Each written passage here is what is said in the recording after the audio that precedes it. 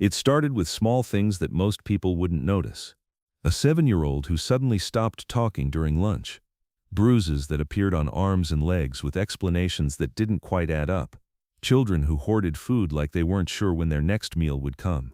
Carol Williams had seen these patterns before, in a different job with different authority. Now she was just a cafeteria worker, but some knowledge was too important to ignore. Welcome to Stories of Secret Heroes. Before we begin this powerful story of hidden expertise and protective instincts, tell me in the comments, from which city are you watching today? And if you believe stories like this deserve to be heard, hit that subscribe button and help us honor those who protect children in ways we never notice. Jefferson Elementary's cafeteria buzzed with the controlled chaos of 400 children eating lunch in shifts.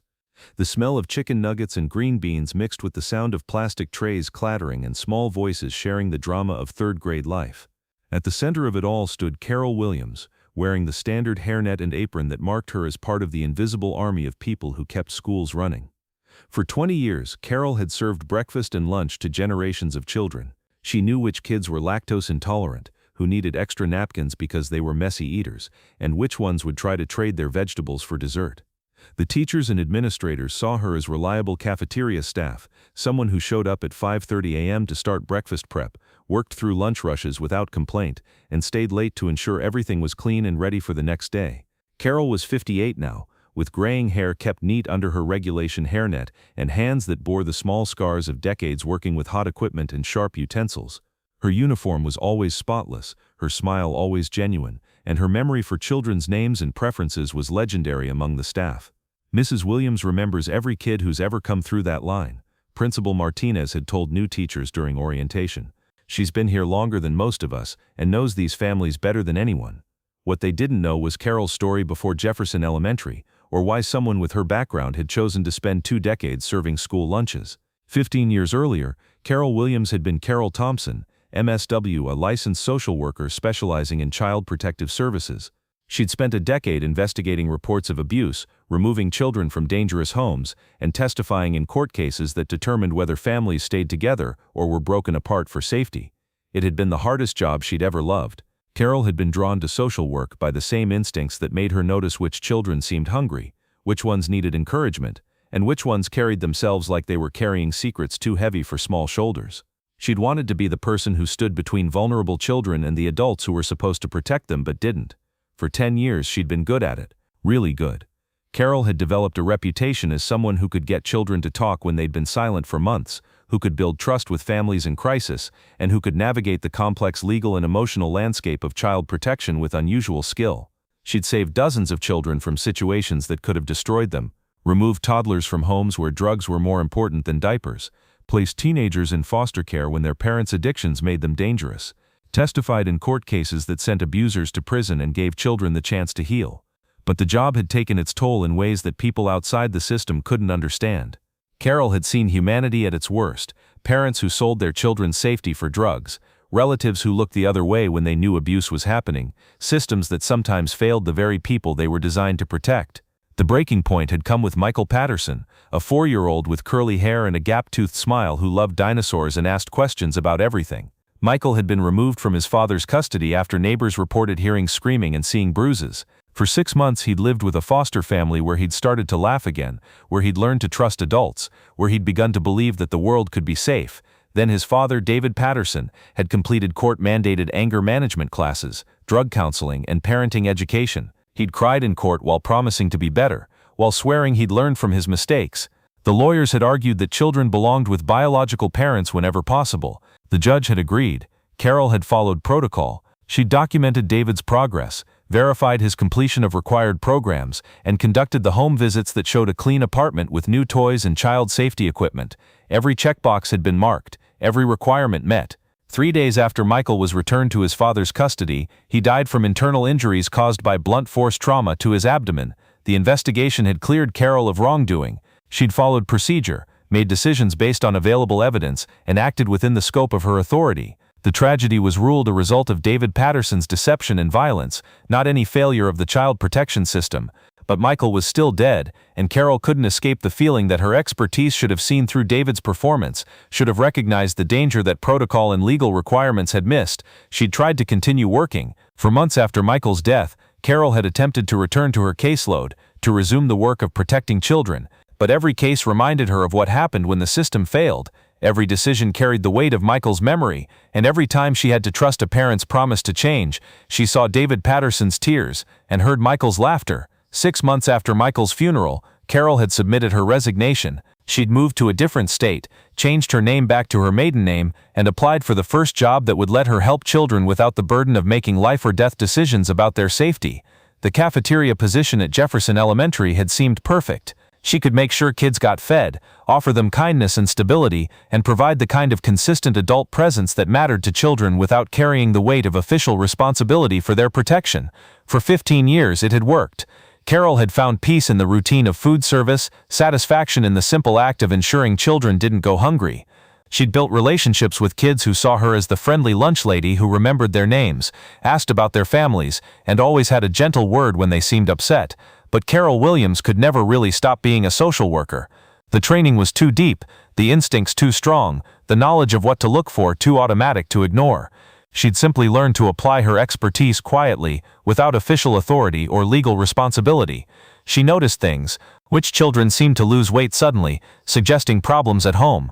Which ones came to school with injuries that had explanations that didn't quite fit the evidence? Which kids hoarded food, stayed late to avoid going home, or showed the subtle behavioral changes that indicated trauma? Usually, Carol would mention her observations to teachers or the school counselor in casual conversation. "Emma seems a little withdrawn lately," she might say while helping clean up after lunch. "Might be worth checking in with her."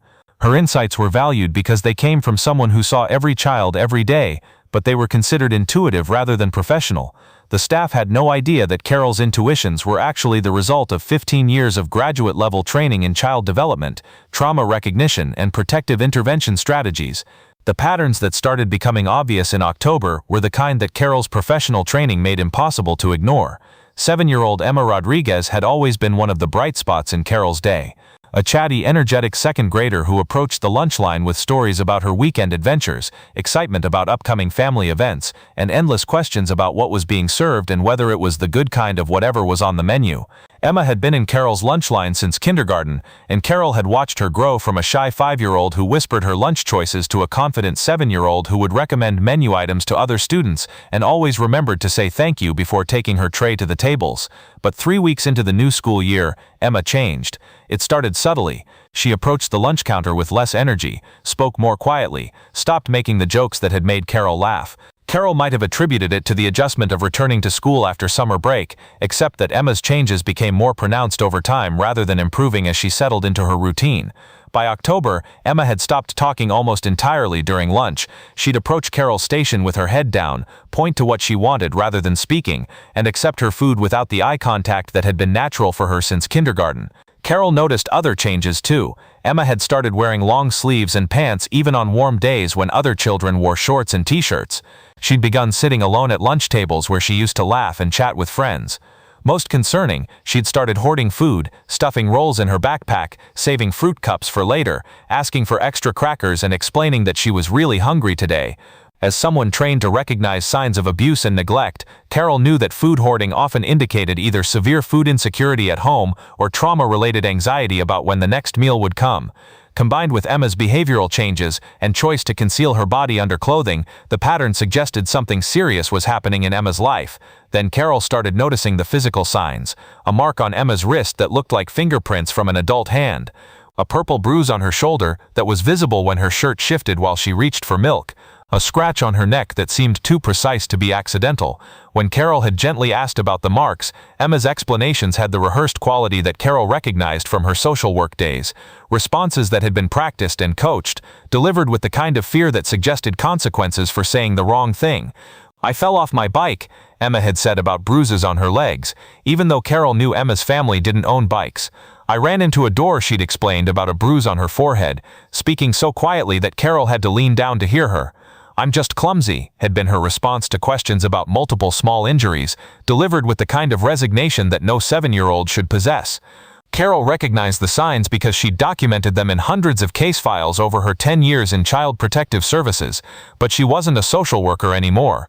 She was a cafeteria worker with no official authority to investigate, no legal standing to intervene, and no clear protocol for what to do when her professional training told her a child was in serious danger. For weeks, Carol struggled with the ethical dilemma that her situation created. She had knowledge and expertise that told her Emma was being abused, but she also had experience with how investigations could go wrong, how the system could fail children even when it was trying to protect them. Moreover, Carol was haunted by what had happened to Michael Patterson when she'd trusted the system to keep him safe. The memory of that failure made her cautious about initiating any process that could put Emma in greater danger if it didn't work perfectly. But Emma's situation was deteriorating. The bruises were becoming more frequent and more severe. Her behavior was showing signs of increasing trauma, the silence had deepened, the food hoarding had increased, and she'd started flinching when adults moved suddenly or spoke loudly. The situation reached a crisis point on a Tuesday in November. Emma came through the lunch line with injuries that couldn't be explained away or hidden under long sleeves. Her left eye was blackened and swollen, her lip was split and still showing traces of dried blood, and there were finger-shaped bruises on both sides of her neck that suggested someone had grabbed her by the throat. When Carol saw Emma's face, her professional training and maternal instincts converged into a single overwhelming response. This child was in immediate danger and needed help right now. "Emma, honey," Carol said quietly, kneeling down to Emma's eye level behind the lunch counter where other children couldn't overhear. "What happened to your face?" Emma's response was different from her usual coached explanations. Instead of offering a practiced excuse, she looked directly at Carol with eyes that held too much fear and exhaustion for a 7-year-old. "Please don't ask," Emma whispered, her voice breaking slightly. "It just makes things worse when people ask questions." That afternoon, Carol faced the same moral choice that had driven her out of social work 15 years earlier, but now with the added weight of Michael Patterson's memory and her own experience with how badly the system could fail children. She could follow the unofficial protocol that governed her role as cafeteria staff, mention her concerns to Emma's teacher or the school counselor, and let them handle whatever intervention they deemed appropriate. She could stay in her lane, avoid getting involved in situations beyond her job description, and trust that other people with official authority would protect Emma. Or she could trust 15 years of social work training, 20 years of watching children in crisis, and her own judgment about what Emma needed to be safe. Carol chose to protect Emma, but she decided to do it the way Carol Williams would do it, not the way the system had taught Carol Thompson to do it. Instead of immediately filing reports that would trigger investigations Emma might not be emotionally prepared for, Carol began building the kind of careful, documented case that could protect a child while giving her some control over the timing and process of getting help.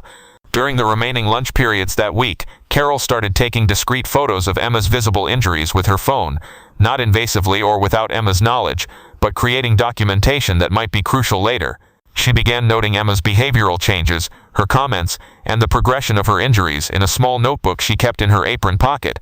Most importantly, Carol started building trust with Emma, using every technique she'd learned during her decade in Child Protective Services: consistent kindness, reliable presence, and the promise that Emma was safe to talk when she was ready, without pressure or deadlines. "Emma," Carol said the next day while serving her lunch, "I want you to know that I'm here every day, okay? If you ever need someone to talk to, someone who knows how to help kids when they're having problems, I'm always right here. You don't have to handle anything by yourself." Emma nodded without speaking, but Carol saw something shift in her expression. Not relief exactly, but recognition that someone had seen her situation and was offering help without demanding immediate action she might not be ready to take. Over the following weeks, Carol carefully cultivated the relationship that would allow Emma to ask for help when she felt safe enough to do so. She made sure Emma knew her schedule, knew where to find her outside of lunch periods, and understood that she was someone who could be trusted with secrets. Carol also began subtly documenting the broader pattern of Emma's situation. She noted which days Emma's injuries were worse, whether there were patterns related to weekends or school holidays, and how Emma's emotional state correlated with the physical evidence of abuse. As someone with professional training, Carol understood that successful intervention in child abuse cases required more than just recognition of the problem. It required careful planning, proper documentation, and most importantly, the child's emotional readiness to participate in the process of getting help. 3 weeks after the incident with Emma's blackened eye, Carol's patient approach paid off. Emma stayed behind after lunch service while other children went to recess. She approached Carol's station where Carol was cleaning and organizing for the next lunch period. "Mrs. Williams," Emma said quietly, looking around to make sure they were alone. "Can I tell you something? But you have to promise you won't make it worse for me." Carol stopped what she was doing and sat down at one of the small lunch tables, positioning herself at Emma's eye level. She used the same voice and body language techniques she'd employed as a social worker when talking to traumatized children. "Emma, I promise that whatever you tell me, we'll figure out together how to make things better, not worse. You'll be in charge of what happens next, and we'll only do things that feel safe to you. Is that okay?" Emma nodded and began talking. What she told Carol over the next 30 minutes confirmed everything Carol's professional training had indicated, but with details that made the situation even more urgent than Carol had realized. Emma's stepfather, who had married her mother 6 months earlier, had been physically abusing both Emma and her mother. The violence had escalated recently because Emma's mother was pregnant, and Emma's stepfather had become increasingly angry about Emma's presence in their home. The injuries Carol had been documenting were the result of punishments for normal childhood behaviors: speaking too loudly, forgetting to put away toys, asking for snacks between meals. Emma had been threatened with worse violence if she told anyone at school what was happening, and she'd been specifically warned that child services would take her away forever if anyone reported her family. Most heartbreaking, Emma revealed that she was trying to protect her mother by being perfect and not causing any problems that might make her stepfather angry. She'd stopped talking to friends because her stepfather said she was too social. She'd started hoarding food because meals at home had become unpredictable when her stepfather was angry. Emma was living in a state of constant hypervigilance, trying to manage an adult's violent behavior by controlling her own actions as a 7-year-old. As Carol listened to Emma's story, she felt the familiar combination of rage and heartbreak that had characterized her social work career. But she also felt something she hadn't experienced during her time in Child Protective Services: the ability to respond to Emma's needs without being constrained by bureaucratic procedures that might not prioritize the child's emotional readiness for intervention. When Emma finished talking, Carol asked the same question she'd learned to ask as a social worker, but now with the freedom to honor whatever answer Emma gave. "What would feel safest for you? What kind of help do you want?" Together, they spent the next hour developing a plan that put Emma in control of her own protection, while ensuring she got the help she needed. Carol would continue documenting everything Emma was comfortable sharing, building a comprehensive record of the abuse that could support legal action when Emma was ready. They would identify safe adults at school who could provide additional emotional support, and watch for signs that Emma's situation was worsening. When Emma felt prepared, they would contact Child Protective Services together, with Emma understanding exactly what would happen during the investigation and how she could stay safe throughout the process. Most importantly, Carol promised Emma that she wouldn't be alone through any of it. The lunch lady who'd noticed her pain would be the advocate who helped her find safety, regardless of how long it took or what obstacles they encountered. This approach, putting the child's emotional needs and timing ahead of administrative requirements, was something Carol couldn't have done as a social worker bound by mandatory reporting laws and agency protocols. But as a cafeteria worker with professional knowledge, she had the flexibility to prioritize Emma's readiness for help over the system's need for immediate action. Over the next month, Carol worked with Emma to prepare for the intervention that would change her life. They practiced what Emma would say to investigators, discussed what would happen to her mother during the process, and identified relatives who might be able to provide temporary housing if needed. Carol also used her background to prepare the school's response. She carefully briefed the principal and school counselor about Emma's situation, providing them with documentation and preparing them to support Emma during what would likely be a difficult period. When Emma finally felt ready to report her abuse, the process went more smoothly than most child protection cases because of the groundwork Carol had laid. Emma was emotionally prepared for the interviews, the school was ready to provide support, and the documentation Carol had gathered made the investigation more efficient and less traumatic for everyone involved. 6 weeks after Emma first confided in Carol, she was living safely with her maternal grandmother while her mother received domestic violence support services, and her stepfather faced criminal charges for child abuse and domestic violence.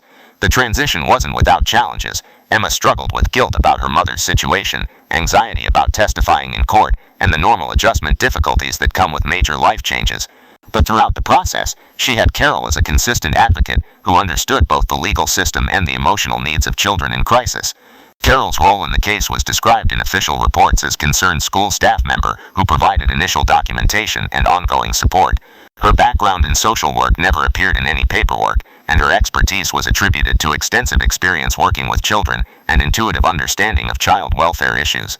But Emma knew the truth, and so did the other adults who worked with her during the investigation. Carol's professional knowledge combined with her patient approach and genuine care for Emma's well-being had made the difference between a traumatic intervention and a healing process. On Emma's last day at Jefferson Elementary before transferring to a school near her grandmother's house, she wrote Carol a note that captured everything her 7-year-old vocabulary could express. "Thank you for seeing me when I thought I was invisible. Thank you for believing me. Thank you for keeping me safe. Thank you for being my friend when I needed one most." Carol Williams never returned to official social work, despite several offers from local agencies who'd heard about her role in Emma's case.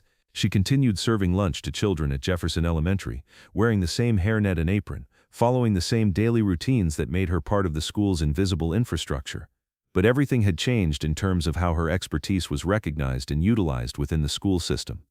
Teachers and administrators now knew to mention concerning observations about students to Carol, understanding that her insights came from more than just daily interaction with children.